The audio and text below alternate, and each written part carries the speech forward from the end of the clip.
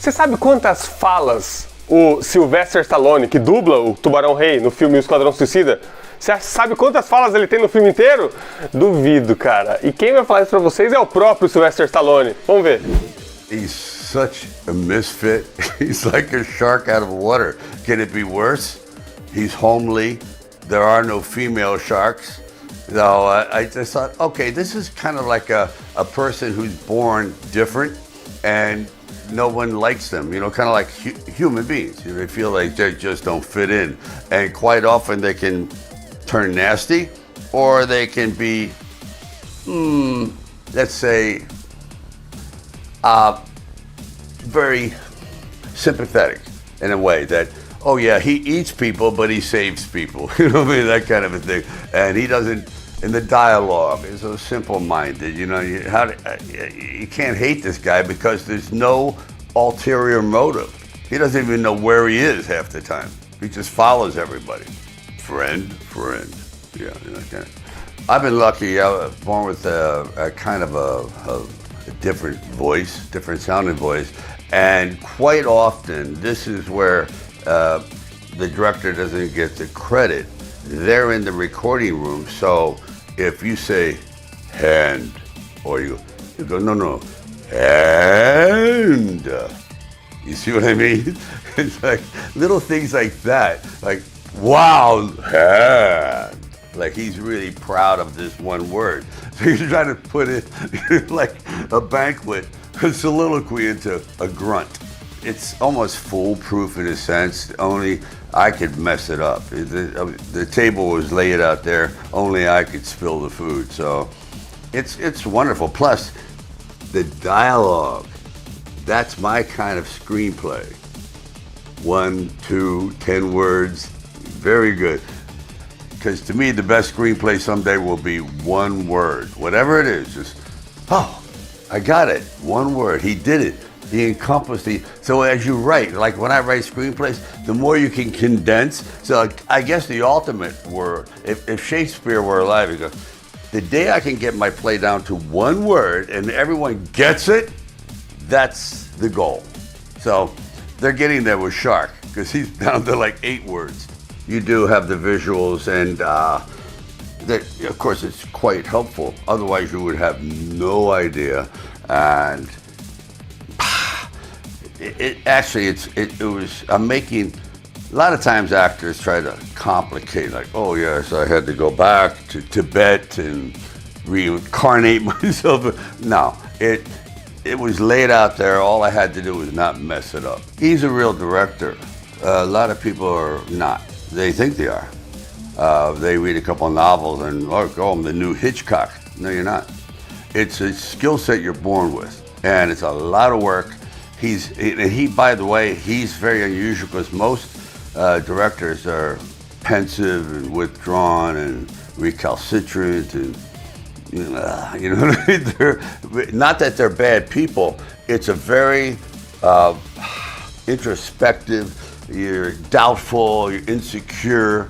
Is my work good? Is it foolish? So think about it all night long, and it takes a toll on the family. It's not a fun job. It's not a fun job, but his comes naturally. It's like breathing. So to him, it is fun, and it's very unusual. Believe me, trust me. I mean, most directors, including myself, it's a horror. You do it out of necessity, or they do it out of like, oh, I'm the director.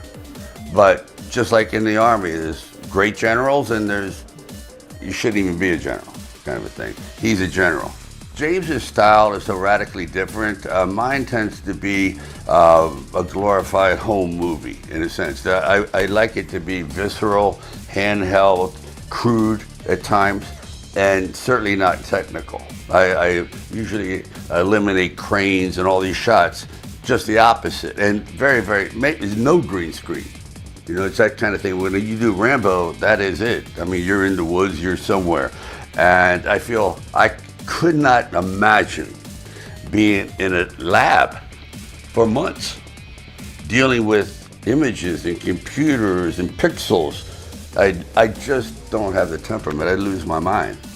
It's like, what? I'd go join the Foreign Legion. I have to get out of here. As ensembles go, and I've been part of quite a few, but I've never been part of an ensemble where every individual is an accomplished performer. Even people new to the game, they have the gift to hold the screen. In other words, they're movie stars. They're not just actors. They have the ability to do their own film and be successful at that. In other words, they have that aura. And he got lucky. And I guess that, you know, these people existed at the time. He got lucky, so he put together this team of all-stars. Whereas a lot of ensembles, they're not stars, but together they're great. They're great, like a great football team, together. Well, this is all-star greats. See what I mean? Everyone, Margot, these guys are fantastic actors. They really are. I've seen them in many, many different vehicles. I'm going, damn, very good. It's kind of like having your worst enemy go off a cliff in your brand new Ferrari. Are you happy or not? That kind of a thing. Very ambiguous. I'll tell you the truth. There's a part of me, and it's unhealthy. It's all ego. You go, I want to go up there. I can still do that. And you're 25 years older than the other guy, but you still feel you're competitive. I think that's a plus, but it's not realistic. It's just not realistic. So to answer your question, I was happy just to let the other guys do it, you know, because I've already done it, and it would be sort of repetitive and selfish. Like, I want to do everything again. Just like directing. I mean, I'd like to direct. It sounds wonderful. It's very invigorating. But as Tony Robbins would say, is the pleasure going to be worth the pain? And I go, nah, not really. Just take a moment. Is the pleasure going to be worth the pain? No. Because think about it, James, this is 2 years, at least, every day, 7 days a week. Not easy. I grew up on all day, they would try to, I'm not glorifying it, it's a horrifying experience. So when you actually see what a guy looks like when they're shot, it's like, holy. Whereas James will set it up in a way that, A, the guy deserved to be shot, and it's in a comical situation. Like, you know what I mean? He slips in a bathtub and falls on his shotgun, and like that kind of a thing. See, the disclaimer that should come on every screenplay goes, it's good, needs work. How about do the work and then give me the screenplay? That might be there's a novel idea. You know, it's like, imagine buying a novel. Here's The Godfather. It's good, needs work, but just read it anyway.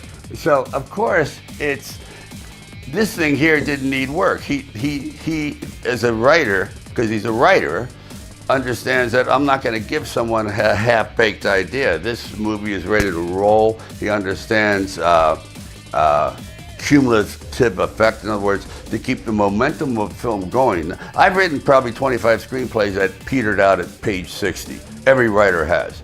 You just realize, this thing was a great idea, but it doesn't have legs.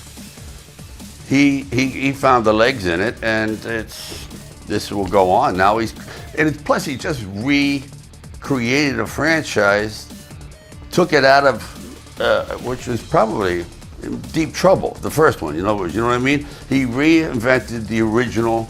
I've never heard of it. It's like someone taking that's like what I just explained, taking a half-baked idea, taking it back and turning it into a banquet. Because the original had good intentions, bad execution. And yet here we are. So he doesn't call this part 2. This is really what you should have got the first time. E aí, gostou do vídeo? Então se inscreva no Warner Play clicando aqui, e a gente deixou outras 2 sugestões de vídeo para você.